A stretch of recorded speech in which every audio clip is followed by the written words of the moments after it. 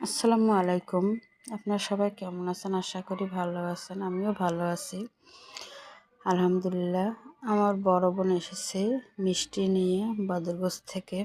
ওখানকার হোটেলের দোকানের নাম মা বাবার দোয়া। তাই আমি আজকে সকালে নাস্তা করব এই মিষ্টিগুলো দিয়ে।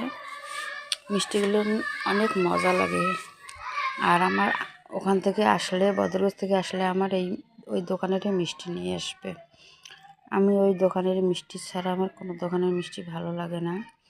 আর আমার মা দিয়ে পাঠাইছিল হাঁসের ডিম, তাই হাঁসের ডিমগুলো সিদ্ধ করে ওগুলোও সকালে নাস্তা করব। তাই কেটে কুটে নিয়েছি, এখন আমরা খাবো। আর মিষ্টিগুলোর মধ্যে এত রস, এখন টস টসা রস, মিষ্টি দিয়ে ভর্তি প্যাকেট। আমরা এখন রসগুলোও ঢেলে নিব।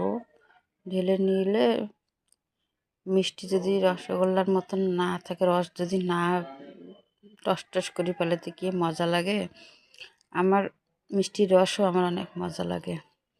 এই দেখেন কত রস, অনেক রস। আপনারা বদরগঞ্জ গেলে এই দোকানে মিষ্টি খায়েন। হোটেলের নাম মা বাবার দোয়া।